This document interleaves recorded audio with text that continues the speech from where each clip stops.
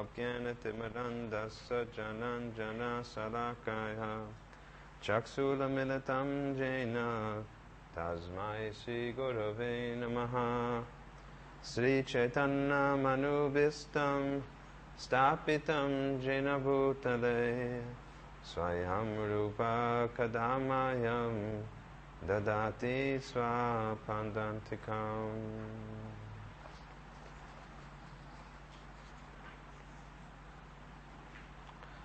Today we are going to read and speak about text 7 of Sri Damodar Astakam. Kuver Atma Majo Bada Murtya Hiva Yadvat Tvaya Mochito Bhakti Vajo Kritocha Tata Prema Bhaktim Swakame Prayacha Namuksha Graho Me Sti Damodareha. O Lord Damodar, just as the two sons of Kuvera, Manigriva and Nala Kuvera, were delivered from the curse of Narada and made into great devotees by you in your form as a baby, tied with rope to a wooden grinding mortar. In the same way, please give to me your own prema bhakti. I only long for this and have no desire for any kind of liberation.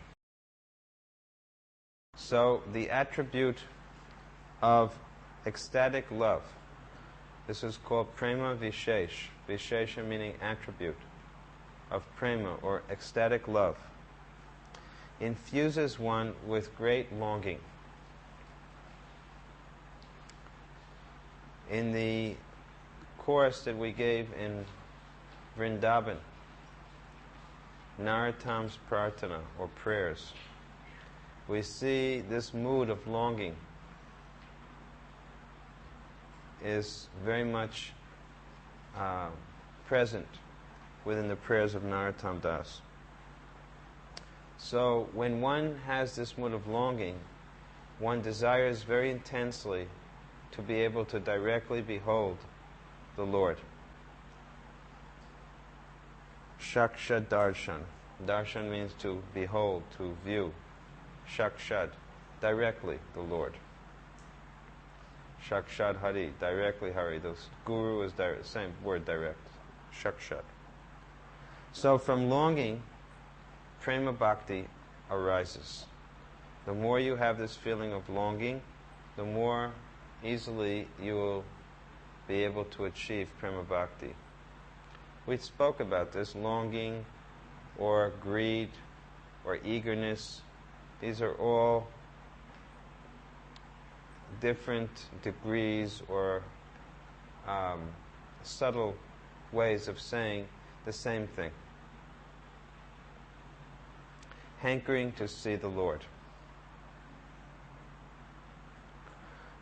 In the nectar of devotion, there is a word, Lala Samayi Prarthana, which is the same point, this longing, Lala Samayi. In Prarthana of Narottam, this word appears also.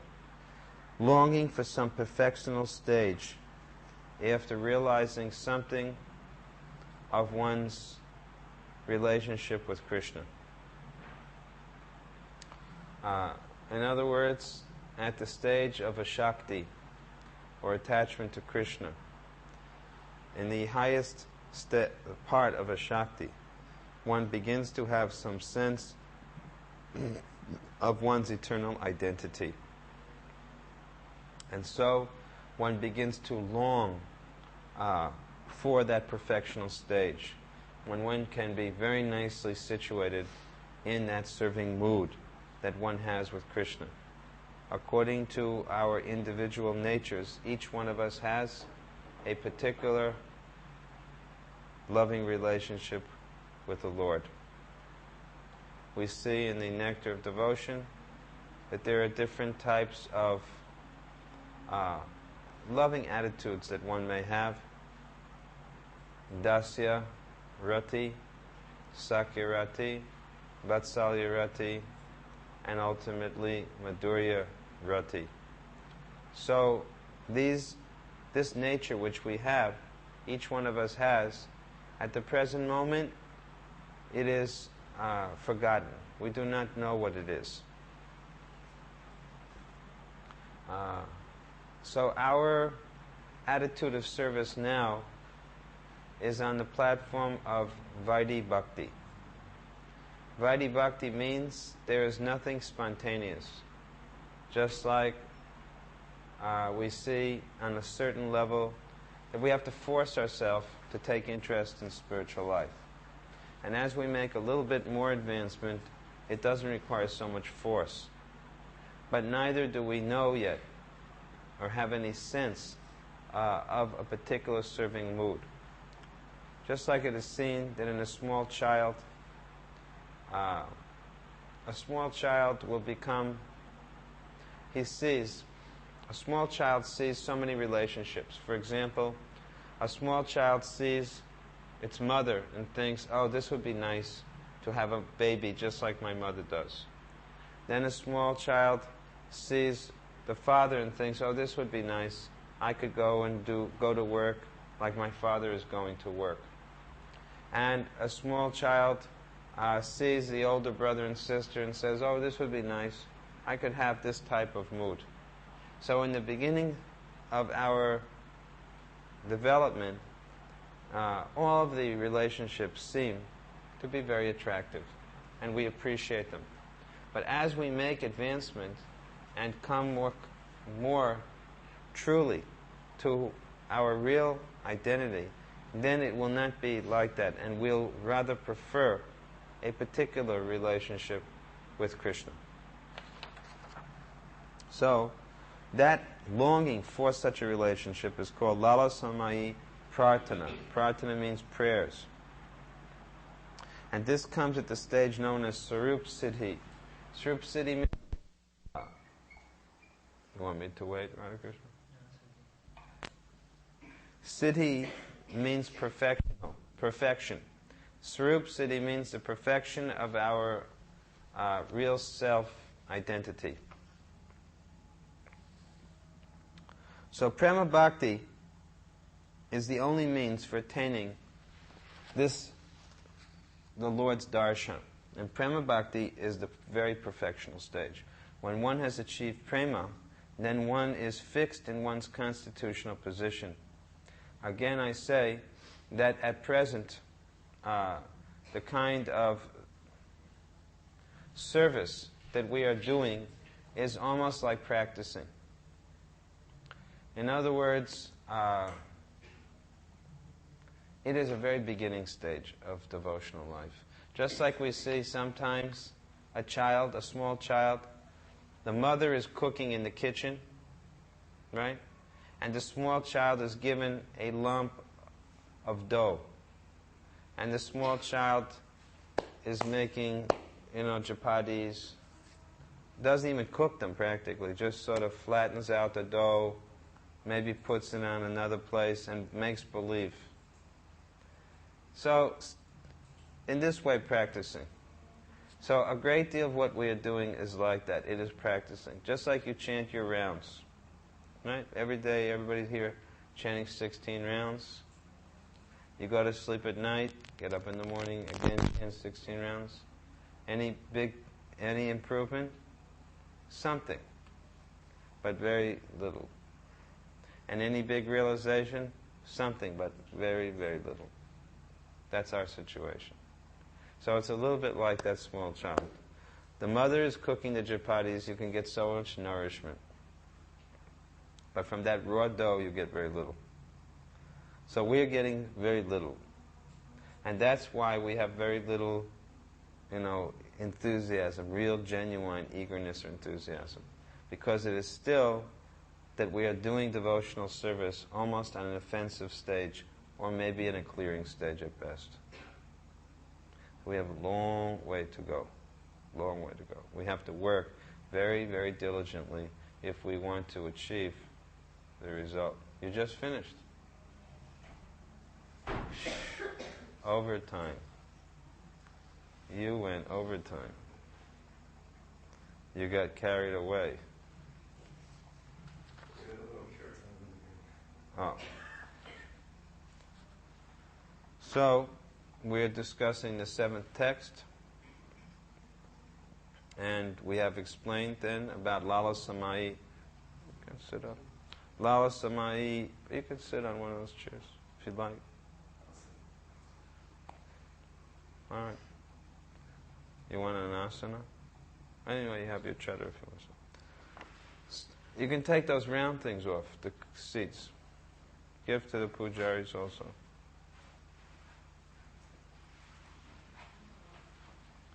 My mistake. That's what I said. We're rendering offensive service. Yeah. Ascend the asan. 1-inch asana. So, Lala Samayi Prarthana. Prayers of longing. And this is a prayer of longing. This Damodar prayer is a prayer of longing. And by discussing it, as we are doing, there is some advantage gained because we can understand more clearly and truly what the mood of this prayer is meant to be. You want to sit up? You can.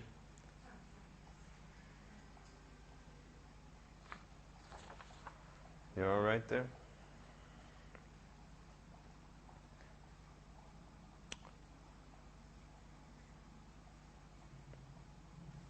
Now, sometimes if one has a vision, we're discussing the 7th verse. O Lord Damodar, just as the 2 sons of Kuvera, Mani, Griva, and Nala Kuvera, were delivered from the curse of Narada and made into great devotees by you in your form as a baby, tied with a rope to a wooden grinding mortar, in the same way, please give to me your own prema bhakti.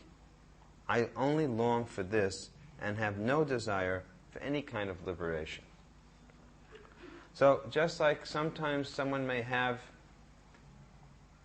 in the advanced stage of bhakti, say on the Bhava Bhakti platform of love, one will get a moment's vision of the Lord. And then the next moment will lose sight of the Lord. So if this happens, where one gets a moment's vision of the Lord and then loses sight of it, the devotee becomes submerged in great feelings of separation from the Lord. And in that feeling of separation, the devotee, the longing of the devotee begins to long even more strongly to be able to behold the Lord again and to be able to achieve the constant association of the Lord. Just like if you're very, very thirsty and you get only a little bit of a drink, then your thirst increases even more than it was previously. When you didn't have any water, you were learning to deal with that reality. But if you get a little bit of a drink and you think this is nectar, and then it is deprived, you're deprived of it, then the longing goes, it magnifies the longing that much more. Just like we see that the Lord gave Narad Muni darshan in the first canto. Narada Muni describes his situation, and then the Lord, disappeared from Narada's vision, and Narada felt so much longing, hankering to see the Lord.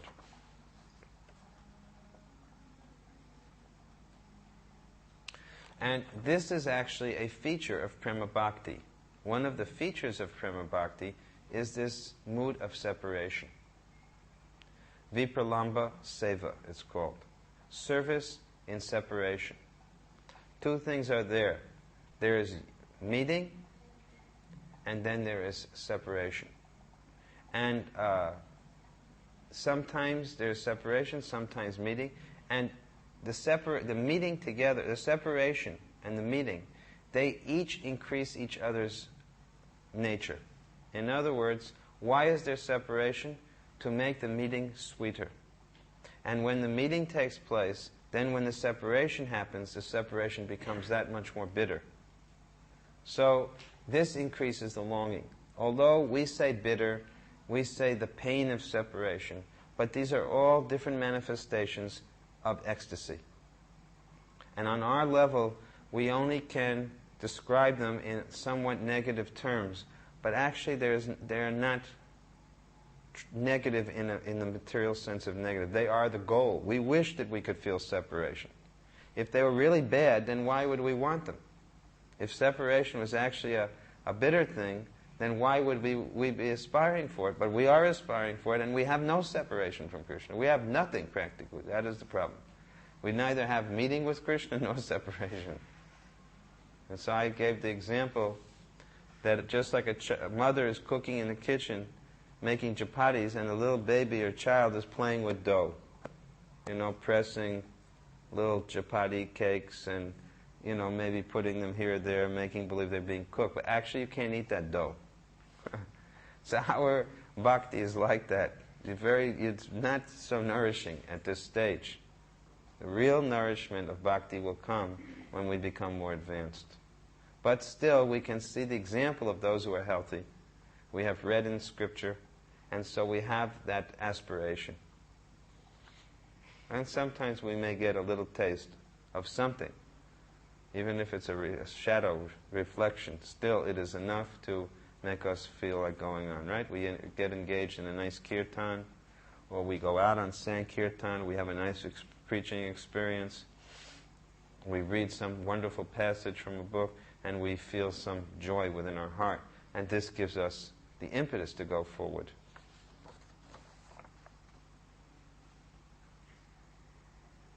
And when the devotee feels this mood of separation and longing, this attracts Krishna very much. So actually we need to learn to feel this way, because this will attract Krishna. It is said, Krishna Karshana, you read in Nectar of Devotion, the 6 symptoms of Uttama Bhakti.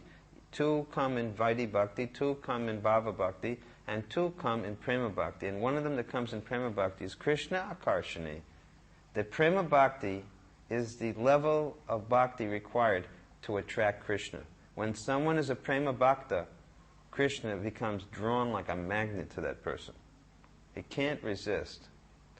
Krishna is, he just can't resist. He's a pushover for the Prema Bhaktas. And that's why it says he doesn't award Prema Bhakti very easily, because when someone has Prema Bhakti, Krishna becomes helpless. He's totally surrendered in the hands of such a person. So it's said, Krishna will give liberation, moksha, no problem for mukti, no problem for material opulences, all these things he can easily award. But Prema Bhakti, he holds on to very tightly.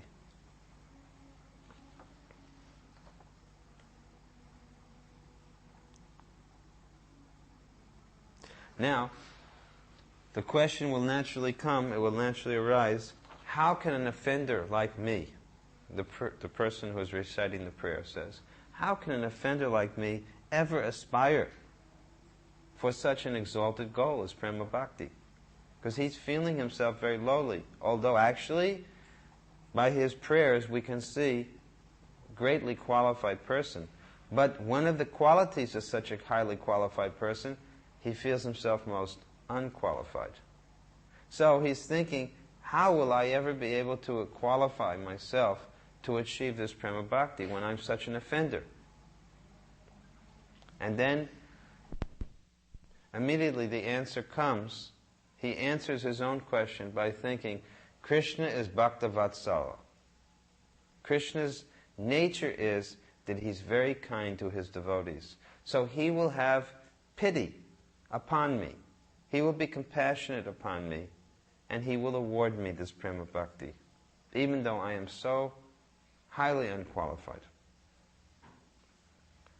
Sachidula, please shine a torchlight.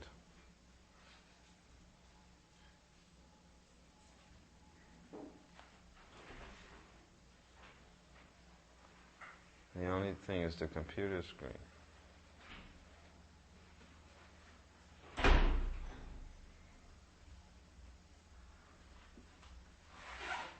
So, now let us consider this prayer, which emphasizes or which describes the deliverance of Nalakuvara and Manigriva.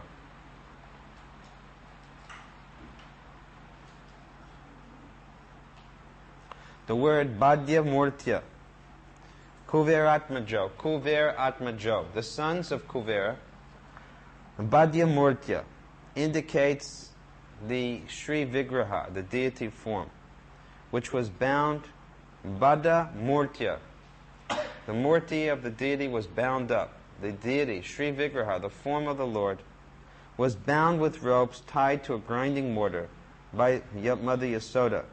And Krishna dragged the mortar in between the twin Yamal Arjun trees and brought the trees down. And we know that these were formerly, right, they were demigods, and they had been cursed because of their inappropriate behavior.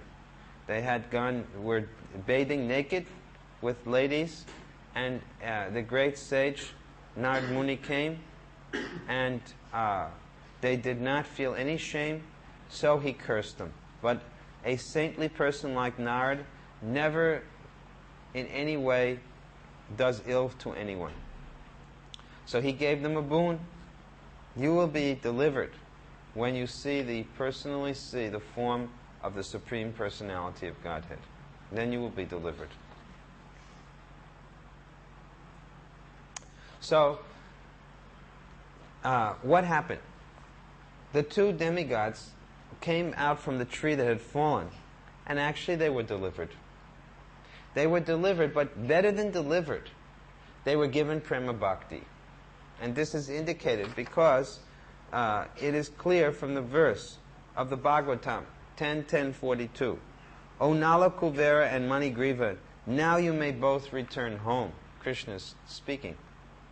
Since your desire to be always absorbed in my devotional service, your desire to develop love and affection for me will be fulfilled now, and you will never fall from that platform.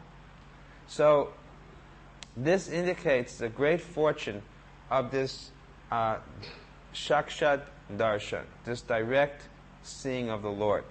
If by seeing the Lord, if by touching the Lord, they saw the Lord in the form of trees, they touched the Lord because the Lord went between the two trees, they got the direct association of the Lord. They didn't just get liberation, they got much more than liberation.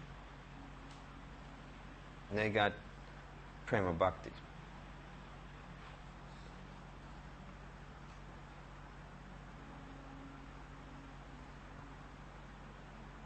So they were not only delivered from Narada Muni's curse, they were also delivered from samsara, the repetition of birth and death. Now, there's a word, bhakti vajo, right? In the verse, Tvaya mochito bhakti bhajo kritocha. Bhakti bhajo means that they took shelter of bhakti as the supreme goal. And we have to do this. We have to be very wary of the fact that we may be taking shelter of something other than Uttama Bhakti. This is the greatest fear of a devotee. That he or she will allow any symptom of gyan or karma to enter into the bhakti. We have to see, even bhakti itself, there are different ways in which impurities come.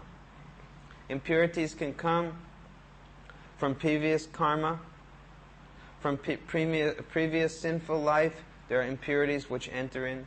There are problems which enter in from past pious actions. We get wealth and fortune. And even from our own bhakti, there are dangers. Following comes, fame may come, respect may come, and all of these things can lead to so many deviations. So a devotee is always guarding very carefully the bhakti. And he wants to make Uttama Bhakti his only goal. And he constantly does things which from a material point of view may be seeming to be strange. In other words, just like Someone comes in the room, right, and we offer them a seat, and they say, no, I won't take the seat. From a material point of view, it makes no sense. First of all, it appears to be more comfortable to sit on a chair, and someone is offered a chair, and yet we reject the use of the chair. Why? Because we think in our mind, this is a more humble position. And if I take a more humble position, I will make more advancement, and I want advancement. Never mind if it's uncomfortable, never mind if it's, humbling in any way, it will be for my own benefit spiritually. So we have to be able to make this type of decision, not just once, but it happens many times in a day, that we will be faced with such opportunities. We will have to choose to do things which are beneficial to our bhakti, or which may, if we choose wrongly, be detrimental to our bhakti.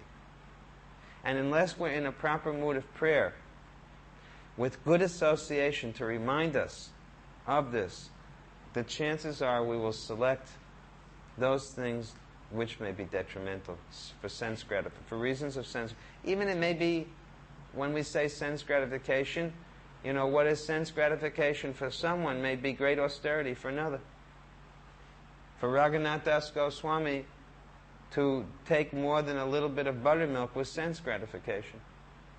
But if we don't get our belly filled up at least once or twice a day, we think we're dying in agony of separation.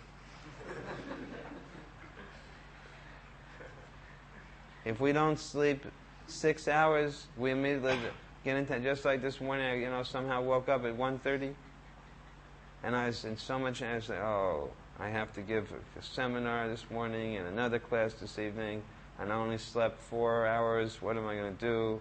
I have to take more rest. But for this, Haridas Thakur, the 6 Goswamis, there was no question like this. No question like this. They did not worry at all about these things, because they were on a completely transcendental self-realized platform. So elevated platform. All siddhas. They were all perfect. They were all completely perfect. But they're acting as sadhakas to show us the nice example that we can aspire to follow.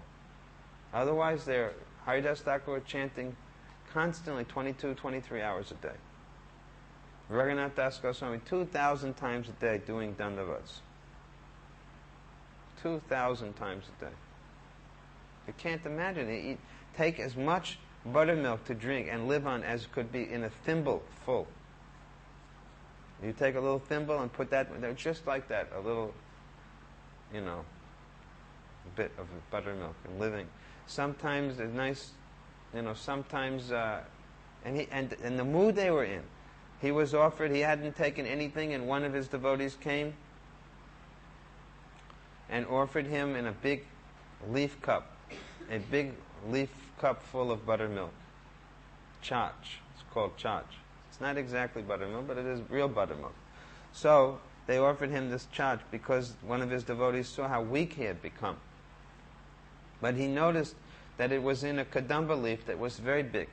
He said, where did you get this kadamba leaf? I've never seen a kadamba leaf this big. The cup was made from a kadamba leaf, kadamba tree leaf. Now here we have kadamba trees, but this is a little different. Keli kadamba. They're different kadamba tree there in Vrindavan side. So immediately the answer was that this cup had come from which village? I forget the name. The village where Chandravali is from. As soon as he heard the name of that village, which he was holding the cup, he immediately threw it away and became very angry and chased the person away. Don't come near me, I don't want anything to do with you. Even though he was not eating anything, not drinking anything, very weak, but he wasn't thinking on that level. He's just meditating all day long on the lotus feet of Srimati Radharani. And to hear that someone had taken something from that village where Srimati Radharani's rival was from, he immediately became so much upset. So they are not thinking of eating and sleeping, mating and defending. Because they weren't of this world. They were not in any way in touch with the material world.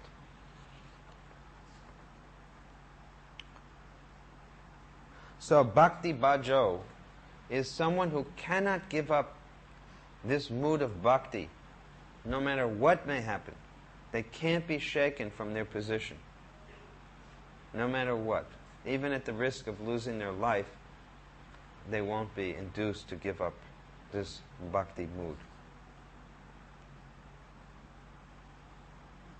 So, the point being made here is that these sons of Kuvera, who were offensive previously, who were enjoyers, now because of Shakshat Darshan, because of this direct view of the Lord, they had become transformed into Bhakti Bhajo, into devotees whose only interest was bhakti, prema bhakti.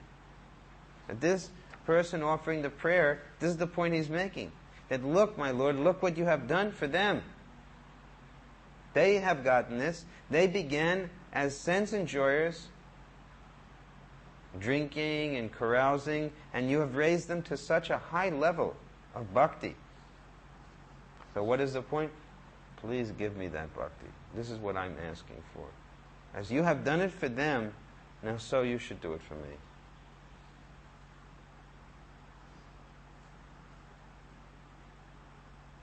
Tata prema bhaktim swakame prayacha. As you awarded it, tata, as you awarded it to these two sons, that thing, please give it to me. Svakam, the exclusive shelter of your lotus feet is what I want. I don't want anything else. Or the exclusive, that you should be the only object of my devotion. This is the meaning of swakam. Me, unto me. Prayacha. Prayacha. Yacha means please give. Pra. Pra comes from the word prakarshena, with the profuse intensity. Please give me with great abundance this prema bhakti. This is what he's praying for. Now, Krishna may question here. Sanatana Goswami's commentary is that Krishna may tempt the person. Why are you so enthusiastic for prema bhakti? Sanatana Goswami is considering that Krishna may ask like this. Actually, Krishna does ask. These are very, Sanatana Goswami is a devotee who is in touch with the nature of Krishna, Krishna's internal potency. So he knows that actually this will be tested. The super soul within the heart, who is Krishna himself, will actually test the person and say, why are you so enthusiastic for prema? Why are you so enthusiastic for prema bhakti? Just accept liberation, like the two sons of Kuvera, whereby the miseries of material birth and death will be finished. Don't go for something so high. Take mukti. They got mukti, they got delivered. Why do you want this prema bhakti? Then the answer comes. Na mokshe graho mesti damodareha. Neti, no thank you. The answer is no thank you. I don't want that. I have no eagerness for other liberation, O Damodar. Don't try to tempt me like this. So actually, we will be tempted. We will be tempted. Perhaps not immediately with such a high temptation, but there will be other temptations. Now, how eager you are for Krishna will be shown by how you can pass these tests. It all depends on your real eagerness.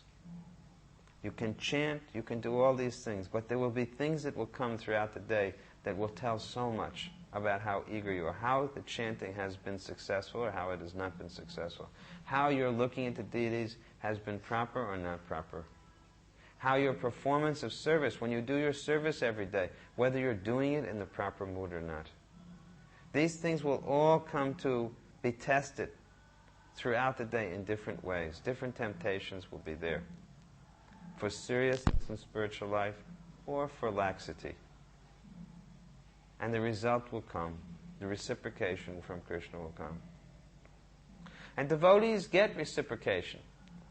Just like the other day was Ekadasi, and it was also the disappearance of Gorkashore Das Babaji. And I was just thinking that I was going to chant more rounds, you know. And I was thinking, I'm not going to eat anything this morning for sure.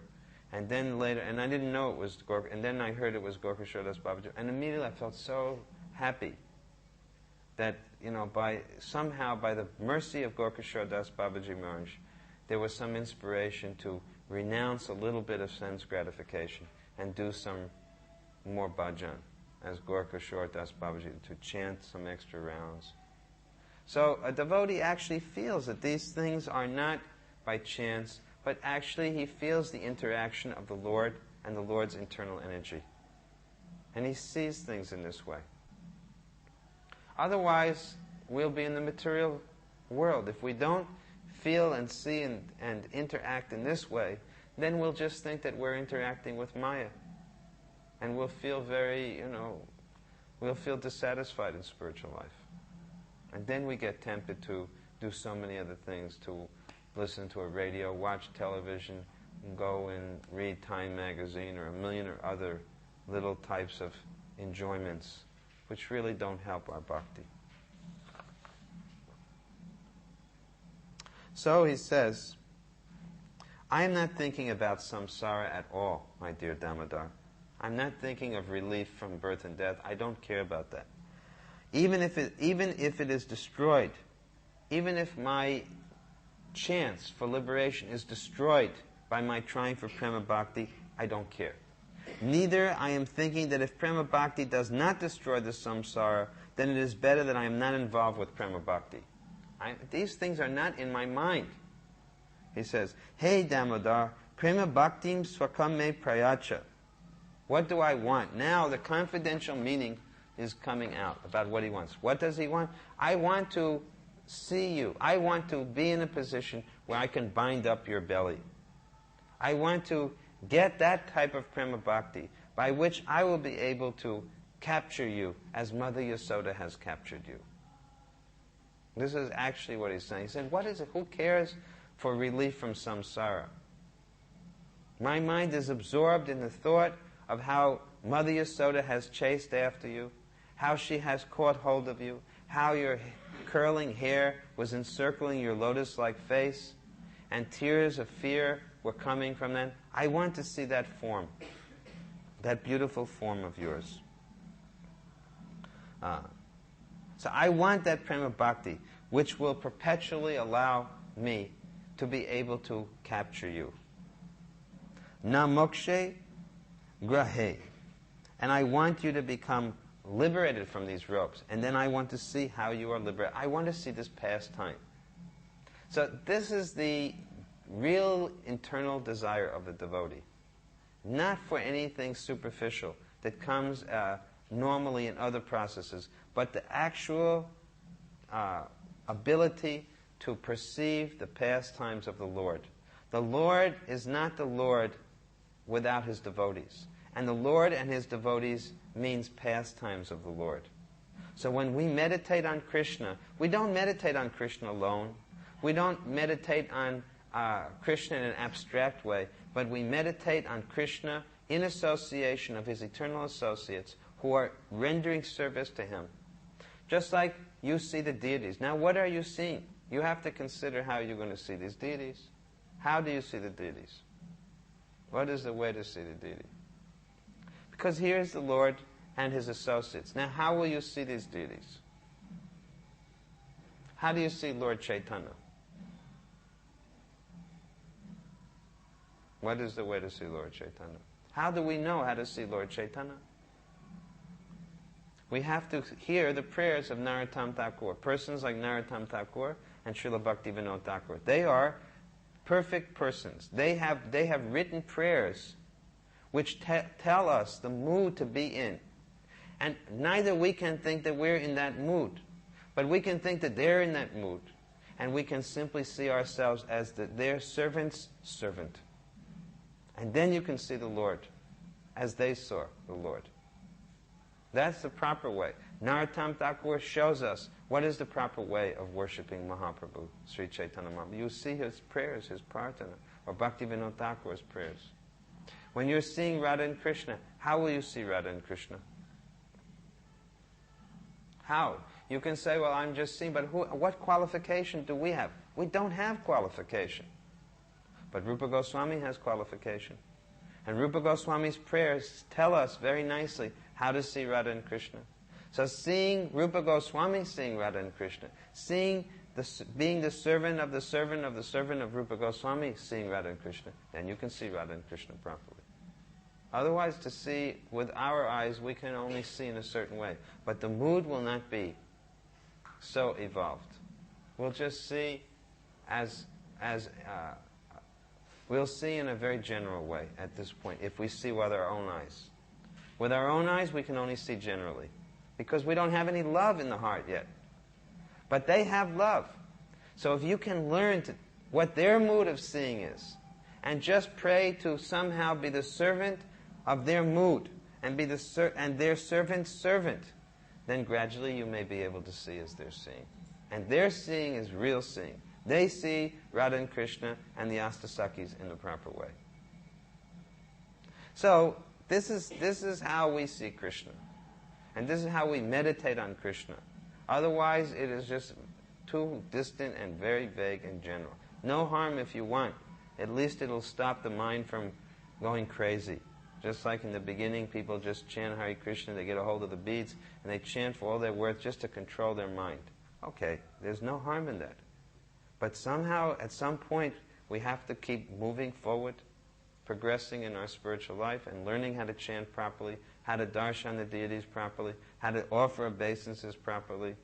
There's an art to all of these things. Surely, the quality of offering obeisances of a rank neophyte and the quality of a 10-year or 20-year devotee, there must be some difference in the way they offer obeisances, in the way they surrender themselves. Something more must be coming out of them. So, we should understand that the real standard of all these services are our acharyas. They are the standard bearers. They show how to do everything. And the way to follow in their footsteps is to learn very nicely what they have done. And then to pray to be their servant's servant. That servant means we pray that I am the servant of my spiritual master, who is the servant of these acharyas. And whatever their mood is, that mood I wish to follow in. So, he says, please bestow prema bhakti here in Vrindavan. This is the internal meaning of it all. Because where is this pastime going on? It's going on in Vrindavan, not anywhere else. Not in Mathura, not in Dwarka, not in Ayodhya, not in Vaikuntha, but in Vrindavan.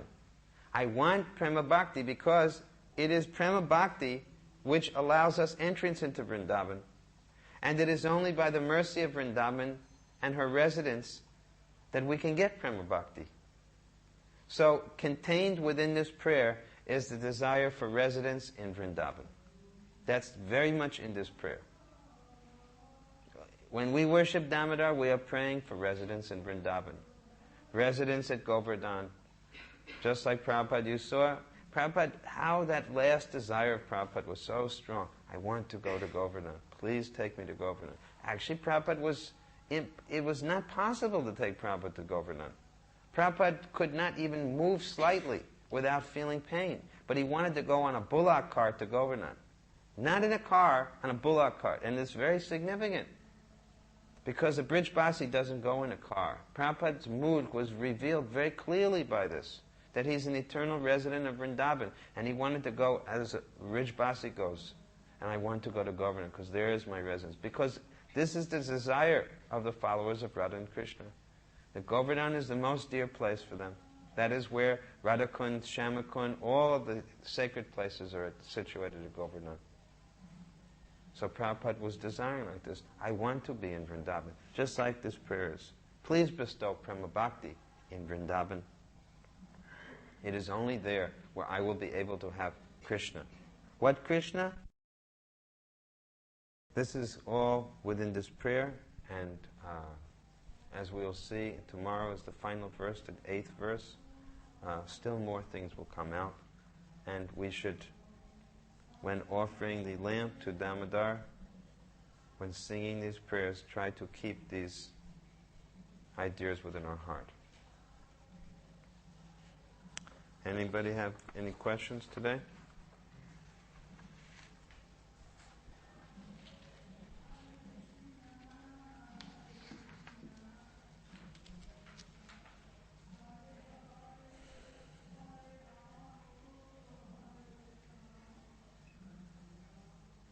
Okay. Don't they start the prayers now? They're about to do that? Oh no, Arti now. Yes, Damodar. I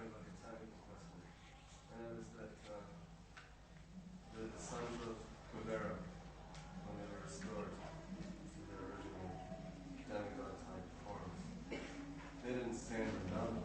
Did they go back to... No.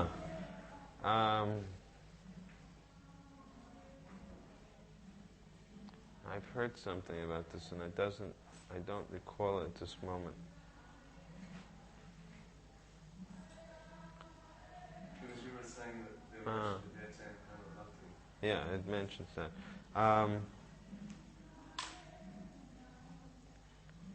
Trying to think of where I can find you the answer to this.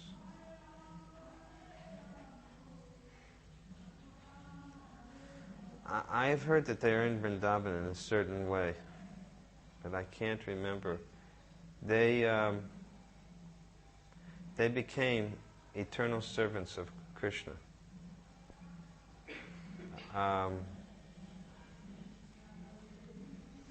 They achieved eternal service of Krishna. They became eternal associates of the Lord, of Krishna. Which is like a very special relation to demigods. Very special, and I just forget who they became, but they became eternal servants. As far as I recall, in the household of Nanda Maharaj, something of that type, they became servants in the household. The point is that this proves the value of Shakshat Darshan, of direct vision of the Lord or association, that by seeing the Lord or coming in contact with the Lord, then the result is not just liberation, but Prema Bhakti. And it's very special. It's the result of Narada Muni's mercy. They could only achieve this by the mercy of Narada Muni.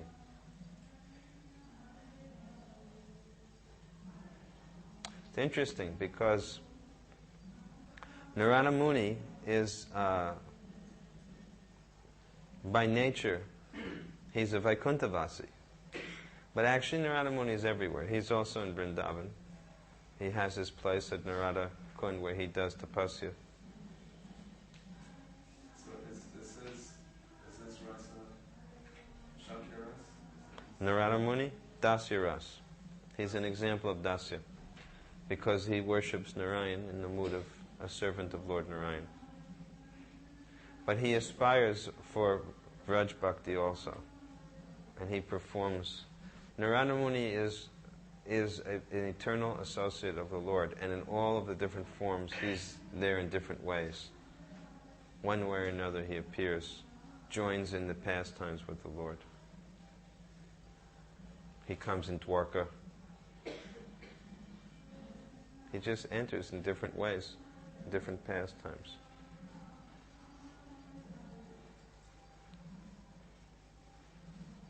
Sometimes it is said that he partakes of the mood of Madhu Mangal in Krishna's pastimes.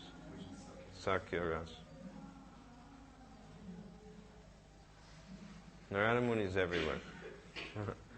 He is simultaneously, he has the same strength practically as the Lord. These associates who are Nitya Siddha associates, they're not, although Narada is, he's given as an example of someone who achieved perfection by Vaidhi Bhakti, but still we see that his position is different. He performed that apparently, but actually we take him as Nitya Siddha, eternal associate, Nitya Siddha, eternally perfect. And I mean, it does show that he had different births. As a demigod, he took birth and he was cursed. There's a whole sequence of events that took place in Narada's life, which... Is there a Narada Muni for every universe, or is it just one Narada Muni? Well, I wanted whether, and I'll answer it another way. that when he went to Dwarka, that he had the strength to be simultaneously present in all 16,000 and witness in all 16,000 palaces and simultaneously witness everything. So he has the same power as the Lord himself does. He can expand himself unlimitedly. In every universe where there's prayers, Purusha Shukta prayers being offered, Narada is one of the persons offering to Vishnu. So he's quite a personality. So his blessing has led to these two demigods becoming personal associates of the Lord. And he's in our disciplic line. So we should pray to him. So you said that Radhamani wanted to tie Krishna's belly. So can we think that Who wanted to tie? the author? Ah, yes, yes. So can we think that he succeeded? Yes, he must have succeeded. Because Krishna is Bhaktavatsala. So how can we understand that the position of Yashoda? Yashoda is the No, there are so many opportunities for tying Krishna's belly. This is only one pastime. There are unlimited opportunities. You have to tie Krishna's belly every day when they put the belt on Krishna. The gopis put belts on Krishna in the evening, in the morning, at noon. Krishna gets tied so many ways.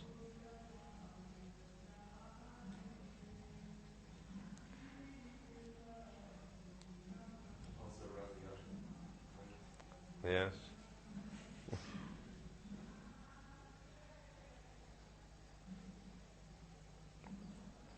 All right. So tomorrow we will conclude the 8th verse. Each day we're covering one. Jai. Panchakalpatarubhashta kipashandu vebhacha patitanam bhavanebhyo Vaishnavebhyo namo namaha.